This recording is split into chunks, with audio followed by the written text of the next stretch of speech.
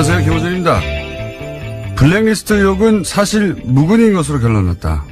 블랙리스트가 없으면 없다고 밝혔으면 될 일인데 이와 무관한 내용까지 밝혀 또 다른 논란만 남겼다. 조선일보가 사법부 블랙리스트 사건을 보도하는 핵심 관점입니다. 그런데 조선일보는 중대한 사실들을 생략했죠. 발견된 문제의 문건들은 전체를 다 열람한 것이 아니라 몇 가지 키워드를 검색해 나온 제한된 결과물이고, 키워드가 검색된 문건 중에서도 당사자가 암호를 제공하지 않아 열지 못한 문건이 760건, 이미 내용이 삭제된 문건은 300건이었으며, 이런 조건에서 특정 문건이 발견되지 않았다는 게 애초부터 그 문서가 없었다는 입증도 아니거니와, 결정적으로 조선일보 보도에는 블랙리스트 의혹의 본질이 없습니다. 이 의혹의 본질은 사법부 내 사찰이 과연 존재했느냐 하는 거죠. 조사 보고서를 보면 법원 내 사찰이 존재했다는 것은 누구도 부인할 수 없습니다. 그렇다면 의혹이 사실 무근으로 결론 났다 할 것이 아니라 사찰은 존재했다고 해야 하는 게 정상적인 언론이라면 가져야 할 입장인 거죠. 말해놓고 보니까 조선일보에 제가 지나친 요구를 했습니다. 조선일보는 그냥 하던 대로 하세요. 김호준의 아량이었습니다.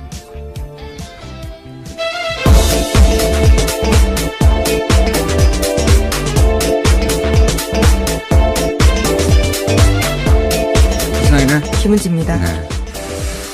제가 오프닝을 아침에 쓰고 나서 이런 욕을 할 수는 없지. 아량을 베푸셨군요. 네. 하던 대로 해야 된다.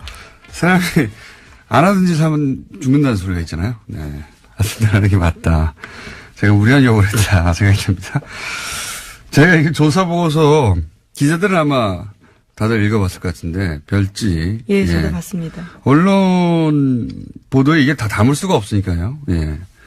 그래서 이제 별지 내용들을 다 읽어본 일반 시민들이 잘 없겠지만, 다 읽어본 사람들은 이건 뭐 황당무계하거든요. 내용을 보면. 네, 그렇죠. 예. 저희가 이정렬 판사님과 오늘 또 한번 짚어보겠는데,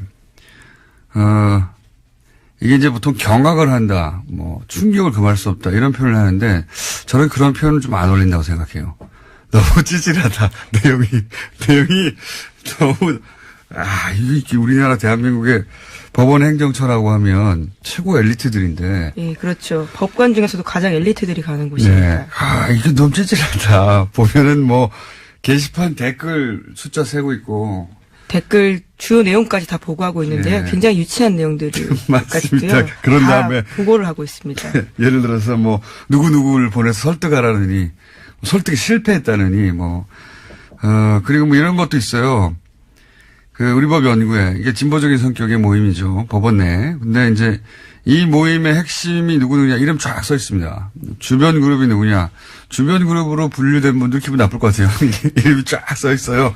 그리고 나서 이제 핵심 그룹이 일반 판사들 호응을 얻는 것을 차단해야 된다. 핵심 그룹을 고립시켜야 된다.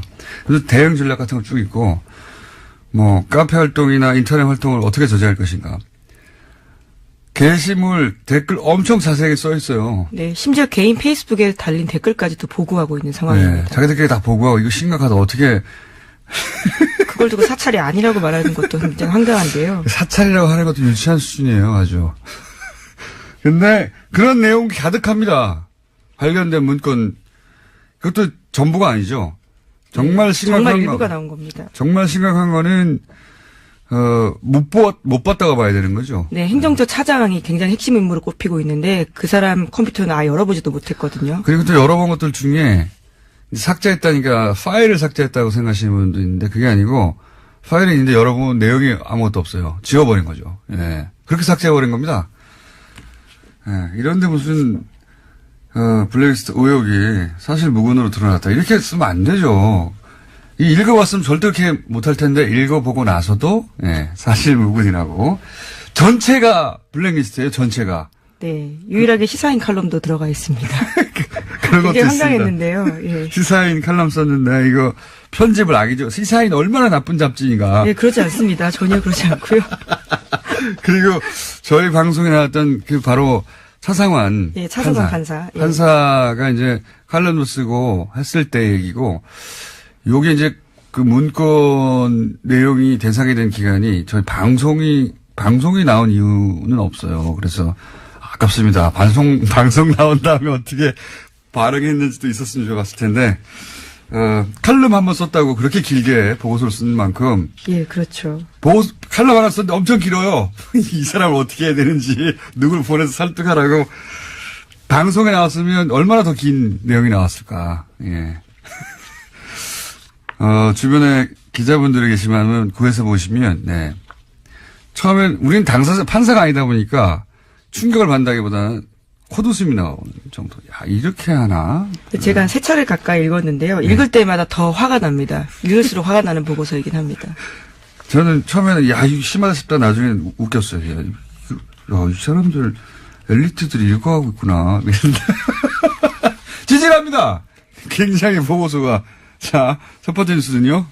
네, 그 뉴스에 집중하다 보니까 다른 뉴스를 먼저 좀 전해드려야 될 것 같은데요. 국정원 특수활동비 수억 원을 받은 혐의로 구속된 김백준 전 청와대 총무기획관이 있습니다. 이명박 정부 시절에 총무기획관이었는데요. 드디어 입을 열었다고 YTN이 보도했습니다. 검찰이 김 전 기획관이 국정원 자금을 받아서 사용한 배경에 이명박 전 대통령의 지시가 있었다라고 진술했다고 알렸습니다. 김백준 씨를 이제 넘어갔네요, 드디어. 네. 이렇게 되면은 이명박 전 대통령밖에 이제 안 남게 되는 거죠. 예. 네, 국정원에 받은 돈을 어디다 쓸지 역시 이명박 전 대통령이 관여했다라고 김백준 전 기획관이 진술했다고 합니다. 그러니까요. 이제 김백준 기획관 같은 경우에는 나머지 포즈에 다 맞춰줬는데, 예. 나만 입을 다무는 게 무슨 소용인가, 이런 생각도 했을 것이고, 만약에 다른 진술들이 전혀 없는 가운데 본인에게 처음 물어봤다면 끝까지 부인했을 수도 있어요. 근데 본인을 제외하고는 다 얘기했잖아요. 예. 그러니까 네. 그게 소용이 없다는 생각도 했을 것이고, 또 하나는 그럼 그 돈을 다른 사람은 다 지금 인정하는데 당신이 지시해서 당신이 쓴 거 아니야? 이런 질문에 대해서 가만히 있으면은 뒤집어 쓰지 않습니까? 네, 그래서 그 사실 또한 밝혔다라고 하는데 사적인 이익을 위해 돈을 챙긴 일은 전혀 없다라고 이야기했다고 합니다. 나는 안 챙겼다. 그리고 그럼 당신이 지시한 거냐? 내가 지시한 건 아니다. 말할 수밖에 없는 상황인 거죠. 예. 지난번 김관진, 임관빈 를 넘어서지 못했죠. 그때는. 예. 네, 석방된 바 있습니다. 그런데 이번에는 넘어갔습니다. 이제는 이명박 전 대통령한테 묻는 것밖에 남지 않았고, 여태 여러 갈래의 수사가 있었지만 이명박 전 대통령까지 이렇게 단시간에 단숨에 거는 이게, 유일하네요. 네, 검찰이 굉장히 잘했다고 할 수 있습니다. 이번에는 일사불란하게 신속하게 탄탄하게 조사를 한 다음에 한꺼번에 불러서 끝낸 것 같아요. 네. 그리고 이제 이전에 박근혜 전 대통령 특활비 사건이 있었기 때문에, 예. 정확하게 어떻게 수사해야 되는지도 알았던 것 같고, 예습한 다음에, 예. 일사불란하게 단칼에 여기까지 갔네요. 자, 이 건은 그래서 이명박 전 대통령 소환만 남은 특활비 관해서는 상황 정도 된 것 같습니다. 자, 다음 수는요? 네, 판사 블랙리스트 다시 전해드릴 수밖에 없는데요. 양승태 대법관 시절에 작성됐던 이른바 판사 리스트 관련해서 발표의 파장이 계속되고 있습니다. 문건의 특정 성향 판사의 동향 같은 것들이 보고된 이야기인데요. 일각에서는 블랙리스트가 아니다라고 주장까지 하고 있습니다. 그래서 어제 MBC가 직접 따져봤는데요. 인사 불이행 여부를 확인해봤다라고 합니다. 지난 7년의 법원 인사 기록을 살펴보면 명단에 있던 판사들은 한 명 빼고는 모두 형사 1심 재판에서 배제가 돼서 실제로 블랙리스트가 작동됐다라고 보도하고 있습니다. 그러니까요. 이게 이제 쭉 1번부터 이름 써가지고 지금 문체부에서 나온 그 명단처럼 그렇게 정리되어 있지 않을 뿐 지금 나온 문건 전체가 다 블랙리스트예요. 이 사람들을 어떻게 할까? 이 사람들을 배제해야 되나? 이 사람들을 고립시켜야 된다. 이거 블랙리스트지 뭡니까? 네, 심지어 적색, 청색, 흑색이라는 표현까지도 나와 있습니다. 이게 이제 형사 재판부에서 배제하는 것이 이게 이제 지원 배제였지 않습니까? 여기서는 지원 배제가 아니라 형사 재판부 배제라고 핵심 업무에서 뺐다라는 거죠. 그렇죠. 왜냐하면 모든 거의 모두라고 해도 좋을 만큼의 정치적 사건은 결국 형사부가 관장하는 겁니다. 형사사건이니까. 그리고 영장 실질 심사 판사들 지난 1년간 우리가 얼마나 논란을 많이 일으킨 판사라고 언론에서 계속 지목했었던 다 마찬가지거든요. 그리고 지금 김관진, 임관빈 구속적부심통에 석방한 형사수석 다 형사재판부예요. 형사재판부에서 배제한다는 게 가진 의미는 정치적 사건에 있어서는 자신들의 입맛대로 판단하겠다는 의지가 관철된 것이고, 그리고 이제 배제된 것도 의지가 관철된, 이 블랙리스트를 통해서 돈을 안 줬다 이런 게 아니잖아요. 예. 지원을 배제했다든가 무슨 예술단체 지원을 끊어버렸다든가 그게 아니고, 여기서는 블랙리스트라는 게 결국 이렇게 정치적 재판에 영향을 미칠 수 있는 자리에 있는 사람들은 전부 다 보수 인사로 채운다. 혹은 뭐 법원 행정처 대법 원장의 의사가 관철될 수 있는 사람으로 채운다. 이거예요. 나머지는 뺀다. 작동한 거죠. 뭘 작동을 안 했어요. 네, 재판이 판사 업무의 핵심이라고 할 수 있는데요. 아예 뺐다라고 하기 때문에 블랙리스트는 작동했다라고밖에 볼 수 없습니다. 뺐다라고 써 있는 문건은 없지만 결과가 배제됐지 않습니까? 이 명단에 있는 사람들이. 자, 그런데 이제 어제 저희 이정열 판사님하고도 얘기했던 왜 뭐였죠? 합의재판부? 전원합의체. 이 용어 어려워. 전원 합의체로 보냈는가. 원세훈 재판. 네네. 예. 그 관련해서는, 정확하게 이제 몇 명 안 되는 대법관들이 지목되니까 그분들은 아니다라고 이제. 본인들은 그렇게 누군가의 지시를 받거나 연락을 받거나 그런 적이 전혀 없다. 본인들이 판단해서 법과 원칙에 따라 판단했을 뿐이다. 이렇게 요약되는 입장을 발표했죠. 네, 공개적으로 입장 발표했습니다. 외부의 영향을 받았다라는 건 사실이 아니다라고 하는 건데요.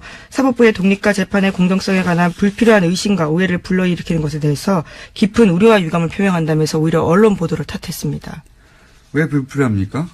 보고서에 나왔는데 거기 법원 내부의 문건에 나와 있잖아요. 우병우 민정수석이 요청을 했고 실제 그렇게 되었다고. 그 과정에서 어떻게 전원합의체가 되는지 우리는 내부 사정을 모르니까 모르죠. 하지만 불필요하지 않습니다. 그렇게 나와 있는데 어떻게 해요. 나와 있어서 의심하는 거예요. 불필요하기는커녕. 만약에 이제 대법관들 지금 남아있는 대법관이 7분인가요? 그때 당시에 13분에서. 네, 그렇죠. 네. 어제 기자회견했을 때 13명이었는데요. 당시에 있던 사람은 7명이었습니다. 그분들 말대로 어떤 외부의 요청도 없었다고 하면 이건 우병우 민정수석의 기도가 하늘에 닿은 거죠. 하지만 보고서에 쓰여있기 때문에 그럼 그 보고서를 쓴 사람이 왜 그렇게 썼는지를 해명해야 될 부분입니다. 보고서는 기도문인 겁니다. 그냥 연불이거나. 예, 판사들이 기도문을 공식적으로 보고서에 썼다라는 것도 놀랍네요. 저희가 누구누구에게 무슨 말을 했다 입증할 수는 없으나 불필요한 건 아닙니다. 당연히 누구나 이렇게 생각할 수 있죠. 네. 여기 대해서는 잠시 후에 또 이정열 전 판사님 나오셔가지고 얘기를 나눠보겠고, 이정열 판사님 오늘 나오셔가지고 얘기하다가 시간이 부족하면 내일 또 나오시고, 내일도 부족하면 또 나올 거고요. 네. 네, 그만큼 굉장히 중요한 사안이기 때문에요. 중요하기도 중요하고요. 네. 이제는 얘기할 수 있는 문건이 있잖아요. 문건 내용이 너무 풍성해가지고요. 얘기할 게 많아요. 네, 그렇지만 임종원 전 법원 행정처 차장의 PC는 아직도 열어보지 못했다는 점 다시 한번 강조하겠습니다. 강제 수사를 해야 한다고 봅니다. 네. 범죄가 벌어졌는데, 범죄 아닙니까, 이게? 예. 그것도 예전에는 독재 정권이 권력으로 찍어 누른 거라면 이건 사법부 내에서 자기들끼리 한 거잖아요. 네, 그런 혐의가 있는데요. 임종원 전 차장 같은 경우에는 또 우병우 전 수석과 굉장히 많은 통화를 했다라고 알려져 있거든요. 그런 점들도 굉장히 의심스러운 상황입니다. 생각해 보시면 그냥 사기업에서 직원들을 이렇게 뒤에 조사를 해가지고 문서를 썼는데 직원들을 발견했어요. 고소고발하면 이거 걸립니다, 당연히. 근데 사법부에서 이렇게 했는데 나는 비밀번호를 줄 수 없어. 그런다고 가만히 있는 거 아닙니까? 참 말도 안 된다고 봅니다, 저는. 자, 이 얘기하다가 시간이 다 갔네요. 자, 빨리빨리 짚고 넘어갑시다. 네, 어제 문화계 블랙리스트 혐의 관련해서 2심 재판 결과 나왔습니다. 조윤선 전 정무수석이 유죄가 선고됐는데요. 1심에서는 블랙리스트 관여 혐의에 대해서 무죄 선고받은 바가 있습니다. 그래서 6개월 만에 다시 법정 구속이 됐는데 징역 2년 선고받았습니다. 또 함께 재판을 받은 김기춘 전 비서실장은 형량이 1심보다 1년 더 늘어서요. 징역 4년을 선고받았습니다. 3심, 4심, 5심 다 있었으면 좋겠어요. 1년씩 늘어나게. 자, 근데 조윤선 전 장관은 사실 애초 석방이 말이 안 된다는 얘기가 많았었죠. 예. 자, 석방됐다 다시 들어갔고요. 다음 뉴스는요? 네, 조윤선 전 장관 관련해서 뉴스가 또 하나 있는데요. 문화체육관광부 장관이 되기 넉 달 전에 최순실 씨가 이를 이미 알았다라는 정황이 나왔다고 합니다. 중앙일보 보도인데요. 2016년 5월 달에 최순실 씨 가방에서 문체부 장관, 괄호하고 조윤선이라고 쓰인 메모지가 나왔다라고 합니다. 당시에 장시호 씨가 이를 발견해서 휴대폰으로 찍어둔 사진이 있다라고 합니다. 그렇군요. 예. 휴대폰에는 일시 장소까지 남으니까요, 기록에. 그 사진으로 볼 때, 임명되기 넉 달 전에 이미 최순실 씨의 메모에 문체부 장관은 조윤선으로 한다, 이렇게 적혀 있었다는 거죠. 이게 제가 보기에는 어제도 잠깐 얘기했던 주말에, 문고리 3인방이 박 대통령한테 뭔가 보고를 할 때, 또 왔다 갔다 했잖아요. 네. 아무도 가만히 있으라고 말도 못했다라고. 나가란 말도 못하고. 그때 이제 결정하셨겠죠. 최순실. 사실상 내정 페이퍼가 아닌가라는 의심이 드는 문건입니다. 문건이 아니고요. 메모입니다. 최순실 대통령 대행이 그때 결정하셨겠죠. 예. 이렇게 장관으로 하여라. 하여튼 관련 뉴스가 짧게 하나 있고요. 자, 하나 정도만 더 하고 넘어가야 될 것 같은데, 예. 그 특활비 관련해서 새로운 뉴스가 하나 나왔죠? 예. 네, 이명박 정부 시절 국정원이 대북 공작금을 이용해서 야당 정치인과 민간인을 불법 사찰했다고 더불어민주당 민병두 의원이 주장했습니다. 프로젝트 이름이 웃긴데요. 포청천입니다. 자, 그래서 민병두 의원이 직접 잠시 후에 스튜디오에 출연하셔서 사안을 다룰 텐데, 사실 특활비 관련해서 자기 집 기름값도 내는 뉴스가 이미 나왔기 때문에, 무슨 뉴스든 특활비 관련해서는 가난하다 싶긴 했었는데, 대북 공작비를 빼먹었다는 뉴스는 레벨이 또 달라요. 예. 이제 공부 다 끝났다 싶었는데, 박사 후 과정이 또 나온 느낌입니다. 박사 후 과정이. 자, 공부가 끝이 없네요. 여기까지 하겠습니다. 시사인의 김은지였습니다. 감사합니다.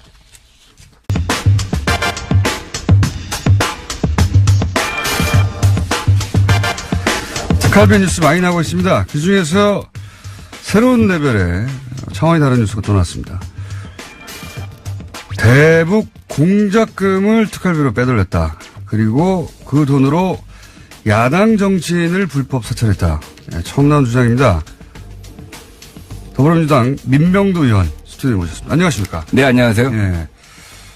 이거는 처음 나온, 그러니까 두 가지가 처음 나온 거죠. 특활비 중에서도 대북 공작금, 그리고 그렇게 빼돌려서 불법 사찰을 했다. 둘 다 큰 뉴스입니다. 그리고 공작명이 포청천이었다는 건 이제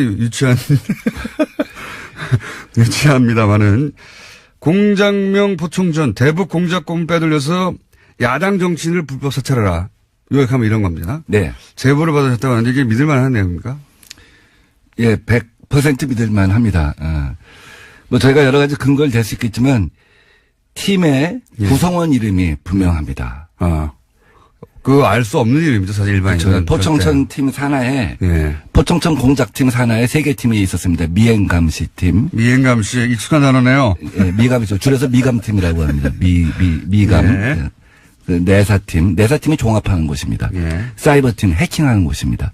내사팀은 이제 공작을 기획하는 것이죠, 사실은 보통. 그러니까 미감팀에서 단순 접촉을 해서 단순 접촉자를 확인해서 보고를 하면 자기들이 공작을 기획하는 것이죠. 그렇죠, 그렇죠. 금융 내사도 하고 재산 내사도 하고 성향 분석도 하고. 예. 그래서 내가 사실 가지고 있는 사실 합쳐서 없는 새로운 사실을 만들어내죠. 이 내사팀은 그 5급 과장을 갖다가 팀장으로 해서 4명으로 구성됐고요. 믿을 수밖에 없는 것이 이런 내밀한 정보들을 정확하게 알고 있고, 예, 알겠습니다. 자, 그러면 좀 구체적으로, 대북 공작금이 이 특활비로 사용됐다고 하는 내용 전체, 그러니까 박근혜 정부, 이명박 정부 다 통틀어서 처음 나온 거죠. 대북 네, 그렇습니다. 공작금은 건들기 어려운 거 아닙니까? 지금 대개 청와대에 상납됐다는 돈들은 아마 정무직들이 쓸 수 예. 있는 특활비에서 유용됐을 가능성이 굉장히 예. 커요. 떡값 뭐 이런 식의 의미로. 경력이 뭐 예. 이런 것에서 유용됐을 가능성이 크고 이제 그러다 보니까 본인들도 좀 불쾌했을 수 있죠. 그래서 예. 본인들도 원세훈도 그래서 궁하니까 또 뇌물도 받았을 수 있지 않냐 하는 생각까지 듭니다. 자기 것으로 생각했던 것을 네. 청와대에서 어차피 가져가니까. 영수증 없이 나고 쓰러울 돈 아니야 이렇게 생각했을 수도 있고요. 예. 근데 대북 공작금이라고 특정돼 있는 이미 항목을 전용해서 쓴 거는 처음으로 드러난 겁니다. 이건 정말 이적 행위와 다를 바 없다고 생각합니다. 그러니까요. 빨갱이라고 이제 이 야당을 당시 공격했던 게 북한을 이롭게 한다고 공격한 건데 이 북한을 이롭게 하는 행위 아닙니까? 자기들이 빨갱이였어요.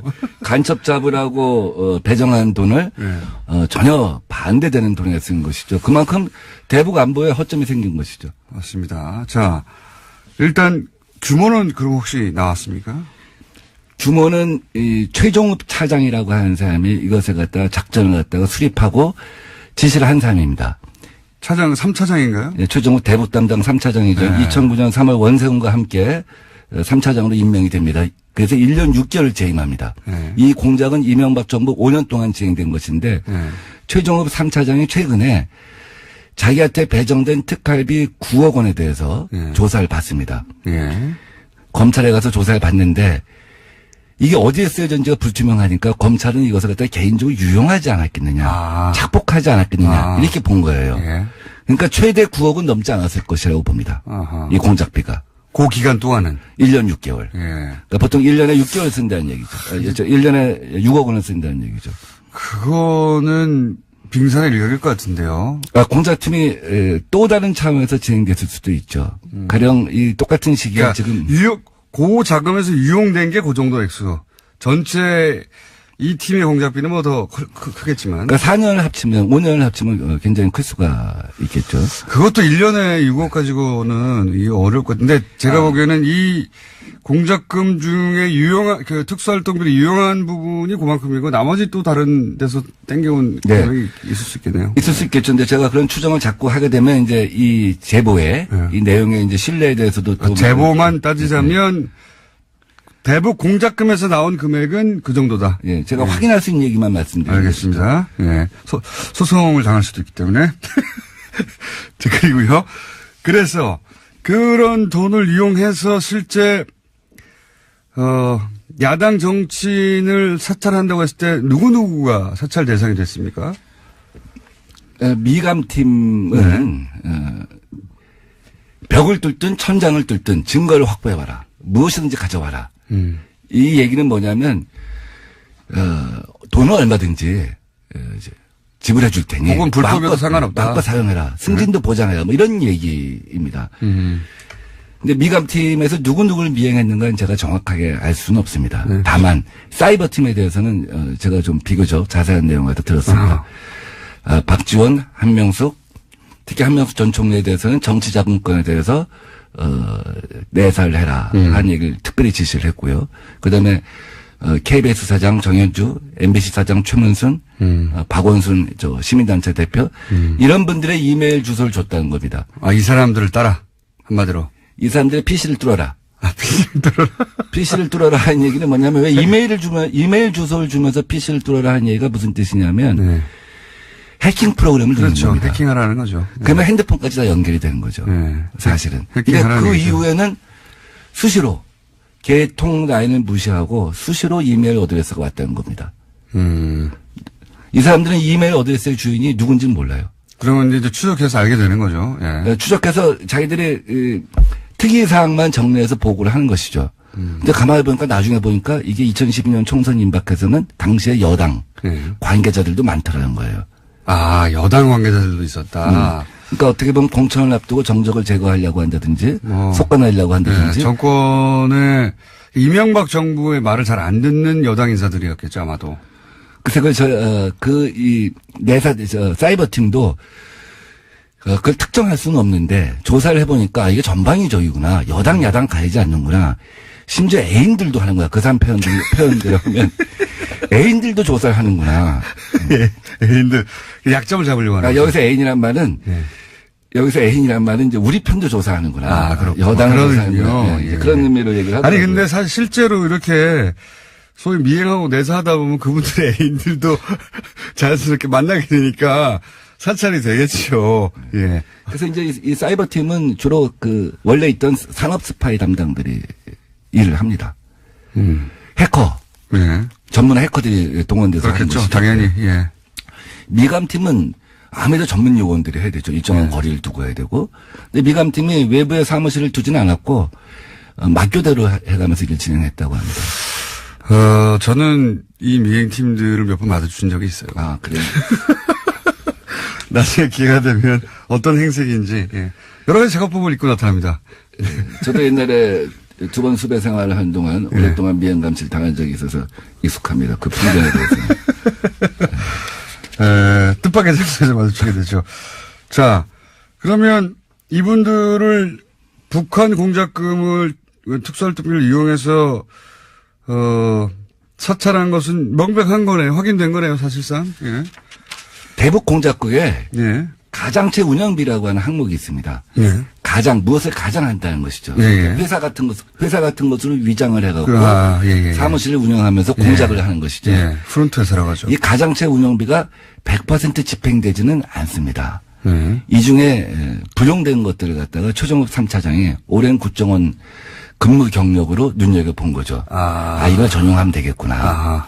근데 이것을 곧바로 방첩국에 넘겨갖고, 방첩국은 이제 외삼의 산업 스파이 담당하는 곳인데, 곧바로 전용을 하게 되면 문제가 생길 수밖에 없지 않겠습니까? 예. 내부에서 예상관이나 이런 사람들이 일단 저항을 하게 됩니다. 예, 그렇죠. 이건 아니다. 예.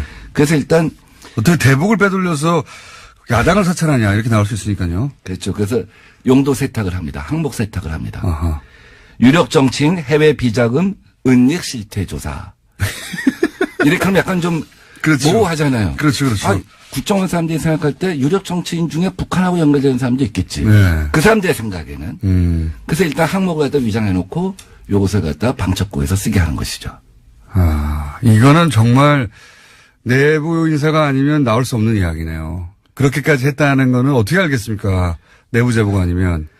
그래서 이제 주로 쓰인 돈이 경력이라고 합니다. 경력금. 경력금이 제일 중요한 항목 중 하나고 또 내사팀이나 미감팀이 이제 너 미행했으니까 또 항목이 없으니까 경력금으로 줬다. 그거 중요한 성과를 냈다. 중요한 성과를 내면 경력금을 갖다 뭐 얼마 줄지 모르겠습니다만 성과에 따라 다르겠죠. 인센티브 성과급이겠죠. 그다음에 그 접촉자. 예. 접촉자에 대한 사례비라고 하는 것이 있습니다. 접촉자. 이게 이제 이른바 이제 망원 같은 개념이죠. 이제 빨대. 확실히 포섭되면 망원이고, 예. 그쪽 용어로 하면 빨대고. 빨대죠, 빨대. 빨대라고 또 이쪽 그 정보권 용어로 하면 망원이라고 하죠. 예. 그 사람들한테 사례비도 있고, 예. 그러면 프락치라고도 했었죠. 지금도 하고 있고. 이러면 이 내용이 그 원세훈 원장에게 보고되고 이명박 전 대통령에게 보고되고 하는 사실은 혹시 확인하신 바 있습니까? 그러니까 일정 시점이 지나면 그러니까 마구잡이로 오다가 내려왔다고 합니다. 이메일 어드레스가. 원장 비서실에서 내려오기도 하고. 원장 비서실이면 뭐 당연히 예. 원세훈 원장이 알았겠네요. 또 3차장한테 내려오기도 하고. 예. 그래서 국정원은 사실 약간 좀 위장 조직 비스듬해 갖고 우리가 생각할 수 있는 거랑 그 직급의 규모가 좀 다릅니다. 예. 그러니까 국실이 제일 1급 부서입니다. 예. 그 다음에 단, 사단, 이런 우리 심리전 전단. 것처럼 예. 그 밑에가 실 밑에 단. 있고, 단 밑에 처가 있습니다. 예. 우리가 국가보훈처 하면 장관급 부서 아닙니까? 그 밑에 처가 있는데, 이렇게 마구잡이로 지시가 내려오고 불법적인 지시가 내려오니까, 이 단장 밑에, 그러니까 이 단장급 작전이거든요. 포청천 작전은. 단장급, 작전인데 그 밑에 있는 처장이 나한테 보고하지 마라. 나는 관계없는 일이다. 이 불법이 명백하니까. 그렇죠. 나중에 큰일 난다 하는 생각을 한 거죠. 그럼에도 불구하고 마구잡이로 이메일 주소가 내려왔는데 어떤 때는 이 라인을 무시하고 단장을 무시하고 직접 원장 비서실에서 이거 알아봐. 이 이메일 알아봐. 그래서 자기들이 추정컨대 일정 시점이 지나서 보니까 뭐 애인 적분 가릴 것 없이 막 조사하는데 어떤 경우에 원장이 누구 점심 때 만나서 유럽 정치인이 이 사람 좀 알아봐 하면 그거 알아봐주고 그런 것이 아니었나 싶을 정도로 개인 흥신소 비슷해지지 않나 하는 생각이 들었다는 겁니다. 이 원세훈 원장이 알았을 법한 정황은 이제 이해가 가는데 대통령이 보고됐다까지는 모르겠죠. 적어도 이걸 제보하는 쪽 정도에서는. 근데 국정원에 예. 아까 말씀드린 처단 국실에서 자체적으로 하는 업무에 대해서는 대통령한테 보고할 필요는 없습니다. 그렇죠. 결과만 알려면 되니까. 근데 원장이나 예. 차장이 진행한 업무에 대해서는 대통령한테 보고를 한다고 합니다. 그리고 최종업 씨는 1년 6개월 하고 그다음에 김남수 씨가 나머지 기간을 했습니다. 차장이 바뀔 때 당연히 또 대통령한테 기존 업무를 갖다 파악하고 새로 무엇을 하겠다는 보고를 한다고 완전히 합니다. 새로운 내용이네요. 그래서 대개 이제 이렇게 진행이 되다 보면 이 중에 승진되는 사람도 있지 않겠습니까? 네. 그럼 승진되면 사람은 새로 충원을 해야 되잖아요. 네. 그래서 승진이 대개 거의 정권 말기에 이루어진다고 합니다. 네. 그리고 정권 말기에 공작을 종료한다고 합니다.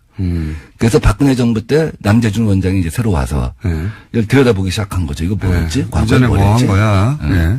이제 감찰하기 시작하니까 사실 뭐 네 분 다 초록이 동생이고 다 한편이고 이러니까 이걸 보호할 수밖에 없지 않겠습니까? 네. 이렇게 되면 이걸 조사하게 되면 대북 공작 역량이 네. 전부 와야 된다. 이렇게 하면서 방어를 했다는 거죠. 네. 근데 뭐 자기 알긴 알았다는 얘기네요. 그러니까. 그렇죠. 이 사람들이 이명박 정부 때 뭘 했구나. 어떤 조사를 했구나.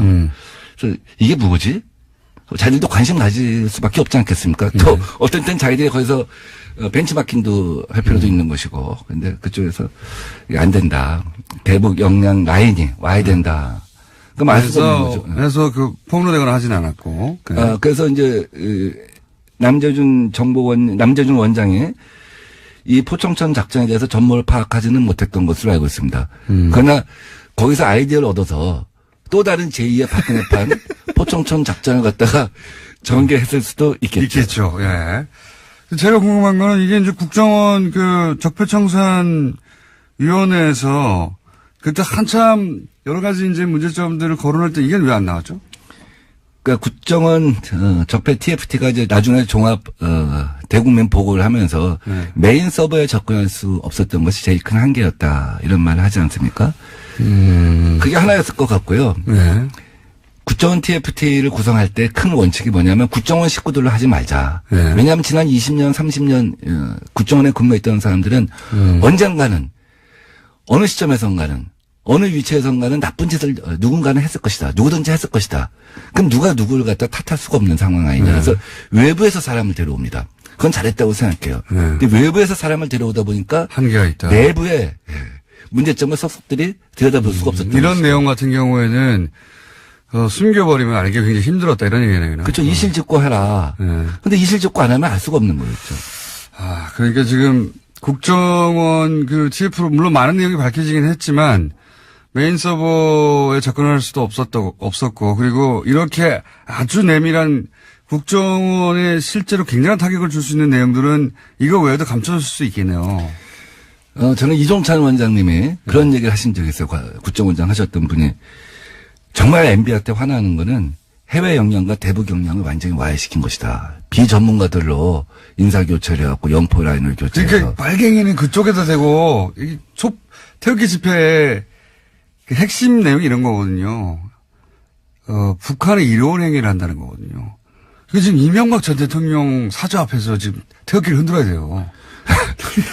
그 방산비리를 갖다가 우리가 이적 행위로 다스리자 한 얘기를 제가 맨 처음에 했었고, 근데 지금 뭐 전현직 정권 가릴 것이다 그런 얘기합니다. 저는 이런 거야말로 이제는 이적 행위로 다스려갖고 국정원을 완전히 탈바꿈시켜야 한다고 생각합니다.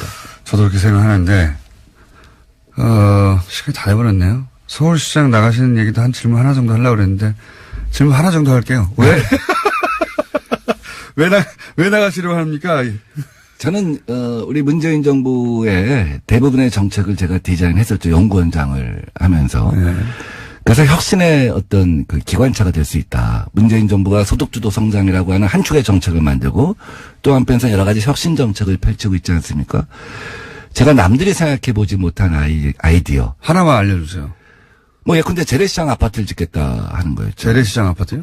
재래시장에 요새 강남 강서구에 모듈 주택이라고 해갖고 레고 주택입니다. 공장에서 제조해갖고 4일 만에 조립한 네. 청년 주택입니다. 네. 4일 만에 50호를 갖다 6층짜리 50호를 그 재래시장을 그런 조립 아파트로 1층을 재생을 하고 1층은 재래시장 원형으로 살려서 재생을 하고 그 위에 한 5층을 갖다가 모듈러 주택을 갖다 한 달 만에 짓는다고 하면 재래시장도 다시 상권이 살아날 것이고 청년들은 살기 편한 곳에 있기 때문에 원스톱 서비스가 되기 때문에. 재밌는 아이디어인데 그 아이디어를 다른 분이 하면 안 됩니까? 그분은 생각해보지 못한, 제가 박원순 시장을 만나서 얘기했어요. 네. 제가 시장님하고 생각이 한두 가지가 다르면 안 나갑니다. 저는 아무도 생각해보지 못했던 거. 네. 10가지를 갖고 이번에 시장 선물 준비했습니다. 그 중에 작은 거 하나 정도가 이제 지금 방금 말씀 그런 겁니까? 아주 작지만 사실은 아주 작은 걸 얘기했지만 파장은 제일 커요. 전국 재래시장연합회에서 꼭 해달라고 하고 지지하는 움직임이 이미 있습니다. 말씀하셨기 때문에 다른 분들도 나도 진작에 생각하고 있었다고 얘기하면 어떡합니까 이제? 그건 관계없어요. 제가 맨 처음에 저작권을 갖고 있는 걸 다 아니까 어제도 어디서 강연하는데 시장군수 출마자들이 저마다 손들고 심지어 세종시장 이충희 시장님도 저작권료 없으면 제가 세종시에서 제일 먼저 할게요 이러더라고요. 저는 좋은 정책은 누구든지 채용할 수 있다고 봅니다. 그래서 이제 그 아이디어를 다 다른 사람들이 가져가서 서울시장 선거에 민병도 의원님은 나오실 필요가 없다고 이제 다 알기 때문에 아이디어를 이렇게 얘기할 수 있겠죠? 거꾸로 얘기하면 박원순 시장님이 앞으로 남은 4년 동안 무엇을 해야 할 것인가는 다 드러나 있습니다. 그것은 박원순 시장이 아니어도 누가 민주당의 다음 시장이 된다고 할지라도 그 정책은 그대로 추진될 것입니다. 따라서 새로운 상상력, 새로운 상상력의 공장을 가진 사람이 새로운 서울시를 맡아야 하겠다. 요즘같이 세계가 빨리 변화하는 시대에 예. 한 사람의 상상력에 서울이라고 하는 거대 도시를 12년 맡기는 것은 문제가 있다. 서울 시민은 변화에 목마르다 하고 생각합니다. 오늘은 이제 특활비 얘기를 하다가 한마디 정도 줘봤기 때문에 그 시간은 저희 따로 한번 마련하겠습니다. 예. 따로 마련해가지고, 왜냐면 이 선거 관련해서 다들 예민해가지고, 기회를 또 공평하게 드려야 하기 때문에 그런 기회를 따로 만들어서 한 번 더 모시기로 하고, 오늘은 전혀 나온 적이 없는, 대북 공작비가 빠져나가서 야당 국회의원들을 사찰했다고 하는 내용을 폭로해 주신 민병두 의원이었습니다. 감사합니다. 네, 고맙습니다.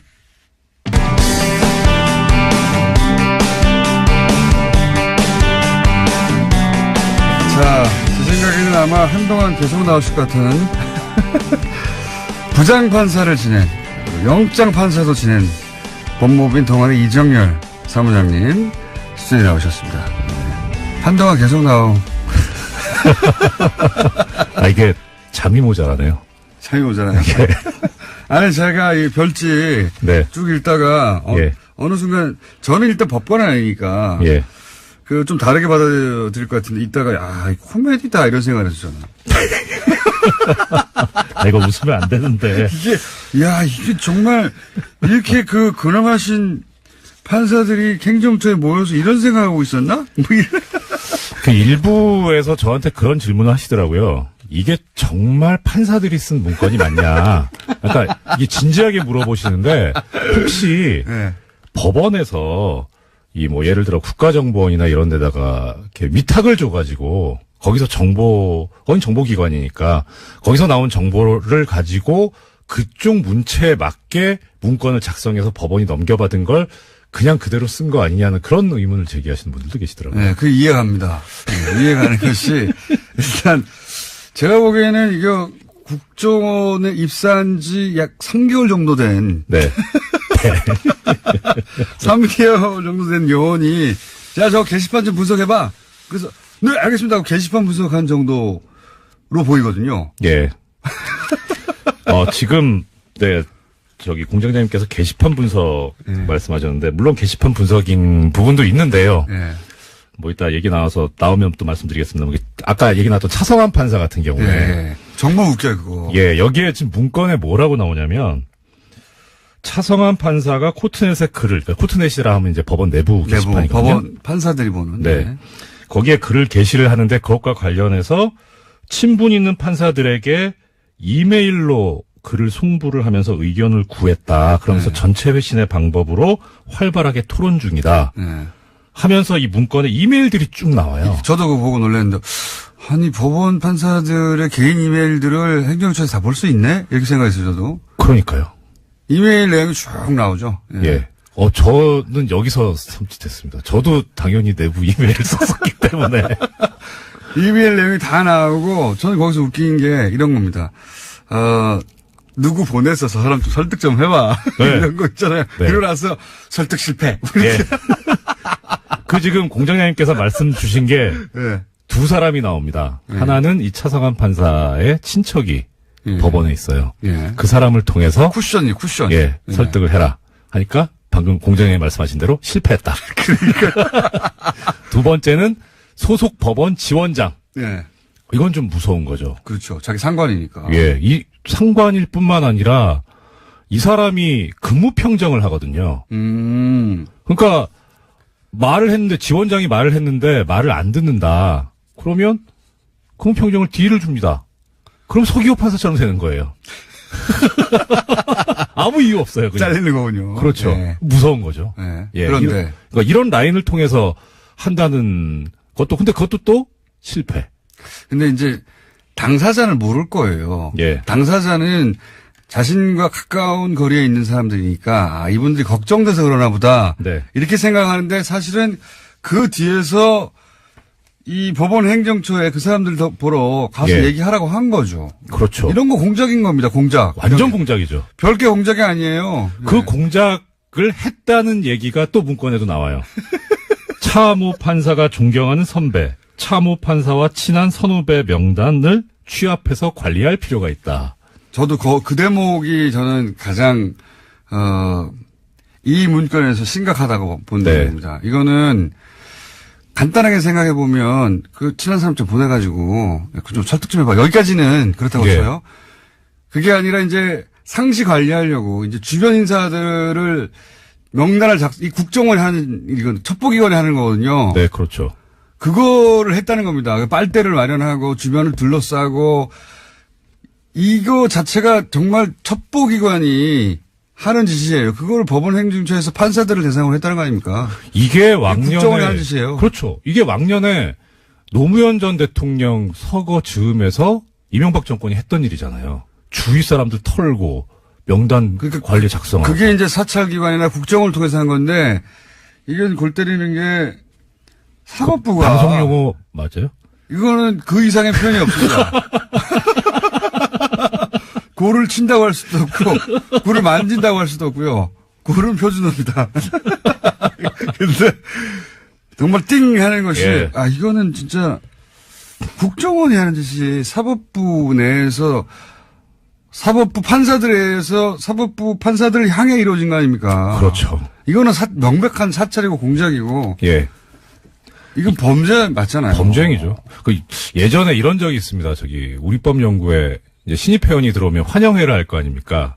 그럼 전 나가죠 당연히. 나가서 저하고 이제 뭐 돌아와서 인사하는데 그런 얘기 합니다. 이 판사님 뵙고 싶었습니다. 뭐 존경합니다. 뭐 이래요. 그러면 어디 가서 절대 나 안다고 하지 말라고. 농담으로 그랬는데 이게 현실이었던 거죠. 그게. 이 보고서 별지를 보고 여러 가지 감정을 느낄 분들이 있을 텐데. 네. 저는 처음에는 좀 심각했던 나중에 이제 코미디 같다고 말씀드렸잖아요. 근데 너무 유치해서 진짜 소꿉장난 하듯이 학급 회의 하듯이 제 마음에 안 들어. X. 제 동그라미. 제 세모 이렇게 해놨더라고요. 진짜로. 그 세모 2개. X 2개. 제 친구들 우리 편으로 끌고 와. 뭐 이런 거. 예. 제가 존경하는 사람 누가 있지? 누구한테 말하면, 누구한테 말하게 시키면 제 제가 말을 듣지? 몇 반이야? 담임한테 얘기해. 이런 거예요. 정말. 그걸 굉장히 어려운 단어와 심각하게 써 있어요. 그렇죠. 한자말로 썼죠. 네. 이 공부만 많이 했지, 이게 초등학생들이 하는 짓이 이게. 근데 그게 사법부 내에서. 원장님 지금 초등학생 무시하시는 겁니까? 사과하세요. 그게 엄청 진지하게 써 있어서, 그리고 그 대상이 된 사람들은 정말 화가 날 것 같아요. 아우, 이게 화도 하지만 무서운 거죠. 공포죠. 맞습니다. 불이 뽑아야 되는데 시간이 다 됐네요. 3부에서 조금 해야 될 것 같습니다. 3부에서 이정일 판사님 잠깐 더 뵙겠습니다. 이제다든가 무슨 예술단체 지원을 끌어모았다든가 그게 아니고 여기서는 블랙리스트라는 게 결국 이렇게 정치적 재판에 영향을 미칠 수 있는 자리에 있는 사람들은 전부 다 보수 인사로 채운다. 혹은 뭐 법원 행정처 대법 원장의 의사가 관철될 수 있는 사람으로 채운다 이거예요. 나머지는 뺀다. 작동한 거죠. 뭘 작동을 안 했어요. 네, 재판이 판사 업무의 핵심이라고 할 수 있는데요. 아예 뺐다라고 하기 때문에 블랙리스트는 작동했다라고밖에 볼 수 없습니다. 뺐다라고 써 있는 문건은 없지만 결과가 배제됐지 않습니까? 이 명단에 있는 사람들이. 자, 그런데 이제 어제 저희 이정열 판사님하고도 얘기했던 왜 뭐였죠? 합의재판부? 전원합의체. 이 영어 어려워. 전원 합의체로 보냈는가. 원세훈 재판 네네. 예. 그 관련해서는, 정확하게 이제 몇 명 안 되는 대법관들이 지목되니까 그분들은 아니다라고 이제 본인들은 그렇게 누군가의 지시를 받거나 연락을 받거나 그런 적이 전혀 없다. 본인들이 판단해서 법과 원칙에 따라 판단했을 뿐이다. 이렇게 요약되는 입장을 발표했죠. 네, 공개적으로 입장 발표했습니다. 외부의 영향을 받았다라는 건 사실이 아니다라고 하는 건데요. 사법부의 독립과 재판의 공정성에 관한 불필요한 의심과 오해를 불러일으키는 것에 대해서 깊은 우려와 유감을 표명한다면서 오히려 언론 보도를 탓했습니다. 왜 불필요합니까?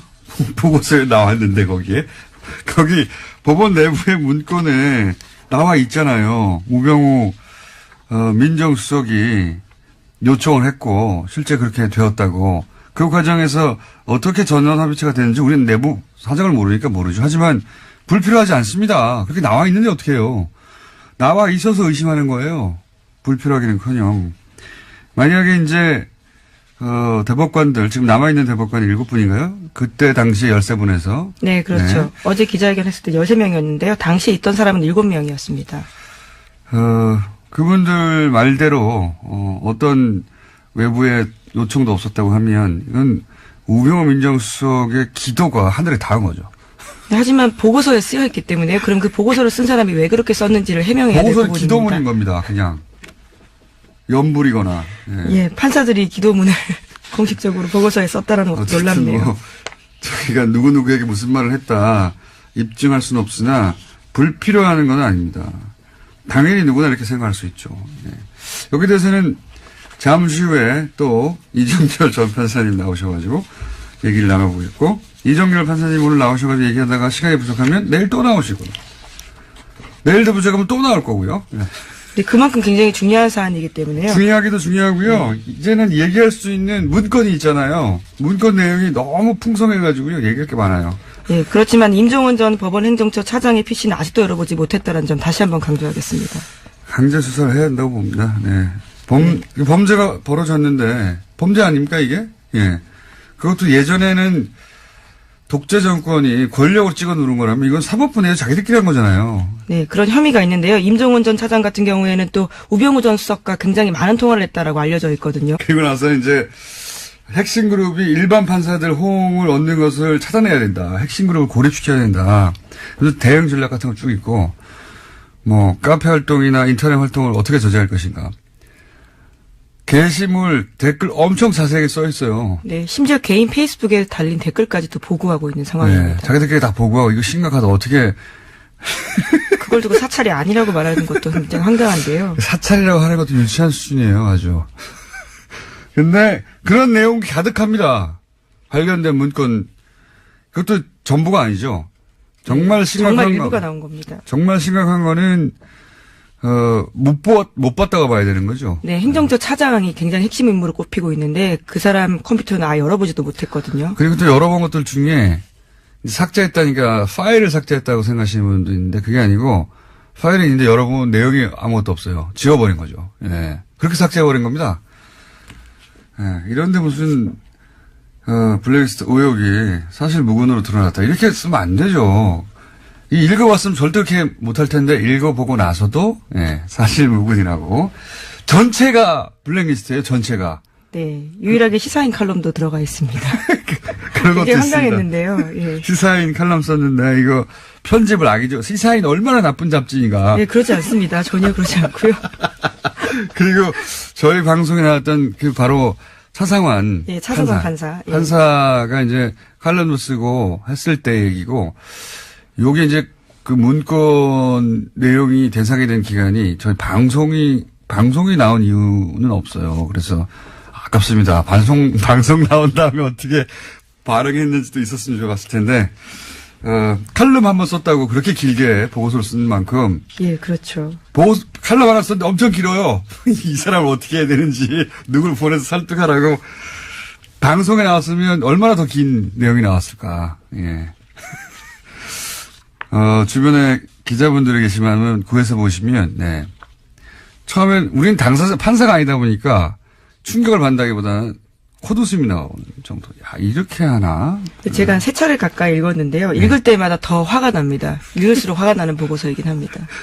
저는 처음에는, 야, 이거 심하다 싶다 나중에 웃겼어요. 야, 이 사람들, 엘리트들이 읽어가고 있구나. 지질합니다! 굉장히 보고서가. 자, 첫 번째 뉴스는요? 네, 그 뉴스에 집중하다 보니까 다른 뉴스를 먼저 좀 전해드려야 될 것 같은데요. 국정원 특수활동비 수억 원을 받은 혐의로 구속된 김백준 전 청와대 총무기획관이 있습니다. 이명박 정부 시절에 총무기획관이었는데요. 드디어 입을 열었다고 YTN이 보도했습니다. 검찰이 김 전 기획관이 국정원 자금을 받아서 사용한 배경에 이명박 전 대통령의 지시가 있었다라고 진술했다고 알렸습니다. 김백준 씨를 이제 넘어갔네요, 드디어. 네. 이렇게 되면은 이명박 전 대통령밖에 이제 안 남게 되는 거죠. 예. 네, 국정원에 받은 돈을 어디다 쓸지 역시 이명박 전 대통령이 관여했다라고 김백준 전 기획관이 진술했다고 합니다. 그러니까요. 이제 김백준 기획관 같은 경우에는 나머지 포즈를 다 맞춰줬는데, 예. 나만 입을 다무는 게 무슨 소용인가, 이런 생각도 했을 것이고, 만약에 다른 진술들이 전혀 없는 가운데 본인에게 처음 물어봤다면 끝까지 부인했을 수도 있어요. 근데 본인을 제외하고는 다 얘기했잖아요. 예. 그러니까 네. 그게 소용이 없다는 생각도 했을 것이고, 또 하나는 그럼 그 돈을 다른 사람은 다 지금 인정하는데 당신이 지시해서 당신이 쓴 거 아니야? 이런 질문에 대해서 가만히 있으면은 뒤집어 쓰지 않습니까? 네, 그래서 그 사실 또한 밝혔다라고 하는데 사적인 이익을 위해 돈을 챙긴 일은 전혀 없다라고 이야기했다고 합니다. 나는 안 챙겼다. 그리고 그럼 당신이 지시한 거냐? 내가 지시한 건 아니다. 말할 수밖에 없는 상황인 거죠. 예. 지난번 김관진, 임관빈 를 넘어서지 못했죠. 그때는. 예. 네, 석방된 바 있습니다. 그런데 이번에는 넘어갔습니다. 이제는 뭐 이명박 전 대통령한테 묻는 것밖에 남지 않았고, 여태 여러 갈래의 수사가 있었지만 이명박 전 대통령까지 이렇게 단시간에 단숨에 온 거는 이게 유일하네요. 검찰이 굉장히 잘했다고 할 수 있습니다. 이번에는 일사불란하게 신속하게 탄탄하게 조사를 한 다음에 한꺼번에 불러서 끝낸 것 같아요. 예. 그리고 이제 그 이전에 박근혜 전 대통령 특활비 사건이 있었기 때문에, 예. 정확하게 어떻게 수사해야 되는지도 알았던 것 같고, 예습한 다음에, 예. 일사불란하게 단칼에 여기까지 갔네요. 자, 이 건은 그래서 이명박 전 대통령 소환만 남은 특활비 관해서는 상황 정도 된 것 같습니다. 자, 다음 수는요? 네, 판사 블랙리스트 다시 전해드릴 수밖에 없는데요. 양승태 대법관 시절에 작성됐던 이른바 판사 리스트 관련해서 발표의 파장이 계속되고 있습니다. 문건의 특정 성향 판사의 동향 같은 것들이 보고된 이야기인데요. 일각에서는 블랙리스트가 아니다라고 주장까지 하고 있습니다. 그래서 어제 MBC가 직접 따져봤는데요. 인사 불이행 여부를 확인해봤다라고 합니다. 지난 7년의 법원 인사 기록을 살펴보면 명단에 있던 판사들은 한 명 빼고는 모두 형사 1심 재판에서 배제가 돼서 실제로 블랙리스트가 작동됐다라고 보도하고 있습니다. 그러니까요. 이게 이제 뭐 쭉 1번부터 이름 써가지고 지금 문체부에서 나온 그 명단처럼 그렇게 정리되어 있지 않을 뿐 지금 나온 문건 전체가 다 블랙리스트예요. 이 사람들을 어떻게 할까? 이 사람들을 배제해야 되나? 이 사람들을 고립시켜야 된다. 이거 블랙리스트지 뭡니까? 네, 심지어 적색, 청색, 흑색이라는 표현까지도 나와 있습니다. 이게 이제 형사 재판부에서 배제하는 것이 이게 이제 지원 배제였지 않습니까? 여기서는 지원 배제가 아니라 형사 재판부 배제라고 핵심 업무에서 뺐다라는 거죠. 그렇죠. 왜냐하면 거의 모두라고 해도 좋을 만큼의 정치적 사건은 결국 형사부가 관장하는 겁니다. 형사 사건이니까. 그리고 영장 실질 심사 판사들 지난 1년간 우리가 얼마나 논란을 많이 일으킨 판사라고 언론에서 계속 지목했었던 다 마찬가지거든요. 그리고 지금 김관진, 임관빈 구속적부심 통해 석방한 형사수석 다 형사재판부예요.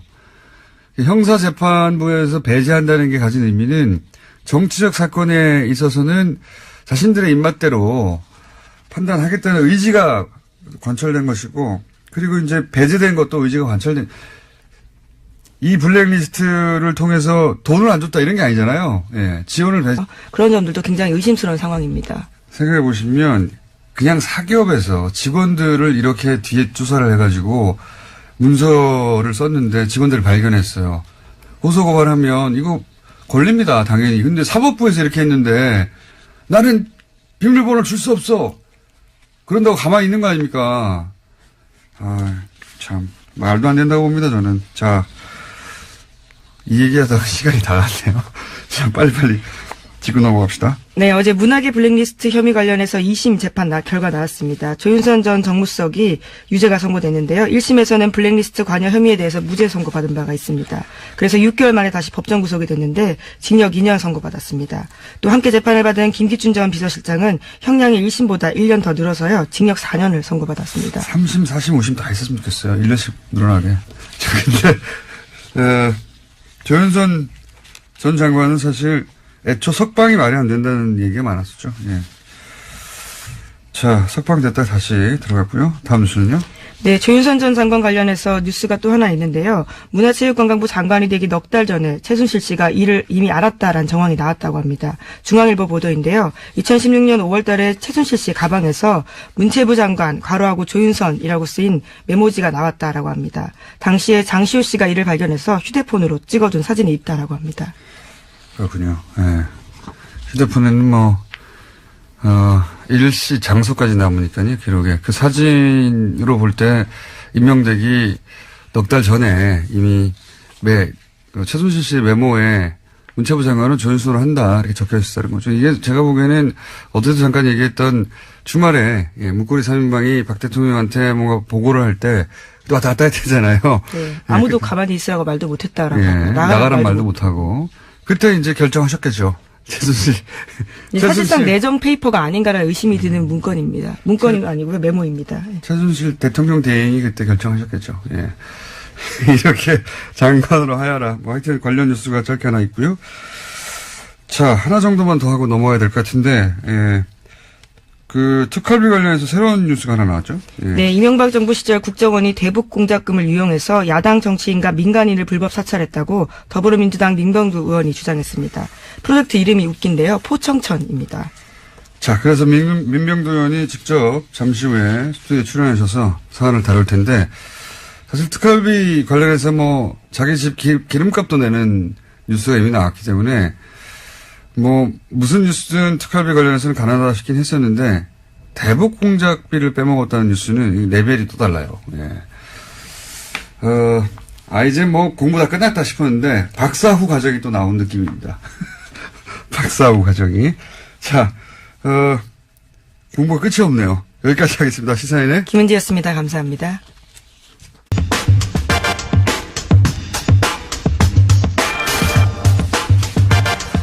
특활비 뉴스 많이 나오고 있습니다. 그중에서 새로운 레벨의 차원이 다른 뉴스가 또 나왔습니다. 대북 공작금을 특활비로 빼돌렸다. 그리고 그 돈으로 야당 정치인을 불법 사찰했다. 처음 나온 주제. 안녕하세요, 김호준입니다. 블랙리스트 의혹은 사실 무근인 것으로 결론났다. 블랙리스트가 없으면 없다고 밝혔으면 될 일인데 이와 무관한 내용까지 밝혀 또 다른 논란만 남겼다. 조선일보가 사법부 블랙리스트 사건을 보도하는 핵심 관점입니다. 그런데 조선일보는 중대한 사실들을 생략했죠. 발견된 문제의 문건들은 전체를 다 열람한 것이 아니라 몇 가지 키워드를 검색해 나온 제한된 결과물이고, 키워드가 검색된 문건 중에서도 당사자가 암호를 제공하지 않아 열지 못한 문건이 760건, 이미 내용이 삭제된 문건은 300건이었으며, 이런 조건에서 특정 문건이 발견되지 않았다는 게 애초부터 그 문서가 없었다는 입증도 아니거니와, 결정적으로 조선일보 보도에는 블랙리스트 의혹에 본질이 없습니다. 이 의혹의 본질은 사법부 내 사찰이 과연 존재했느냐 하는 거죠. 조사 보고서를 보면 법원 내 사찰이 존재했다는 것은 누구도 부인할 수 없습니다. 그렇다면 의혹이 사실 무근으로 결론 났다 할 것이 아니라 사찰은 존재했다고 해야 하는 게 정상적인 언론이라면 가져야 할 입장인 거죠. 말해놓고 보니까 조선일보에 제가 지나친 요구를 했습니다. 조선일보는 그냥 하던 대로 하세요. 김어준의 아량이었습니다.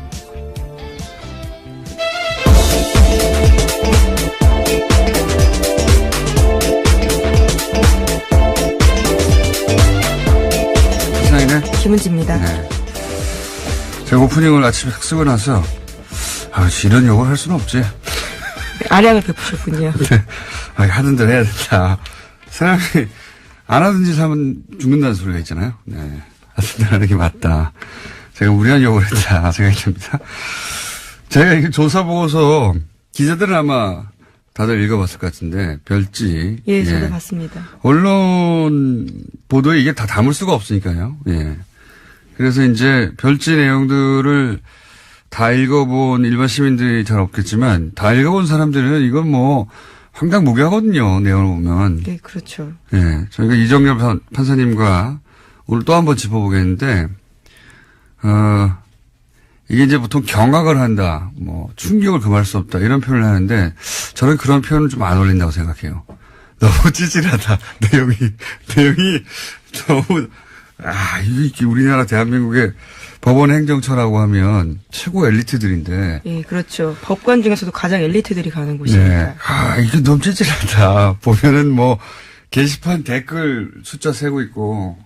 댓글 주요 내용까지 다 보고하고 있는데요. 네. 굉장히 유치한 내용들이 맞습니다. 그런 다음에 보고를 하고 있습니다. 예를 들어서 뭐 누구누구를 보내서 설득하라느니 설득이 실패했다느니 그리고 뭐 이런 것도 있어요.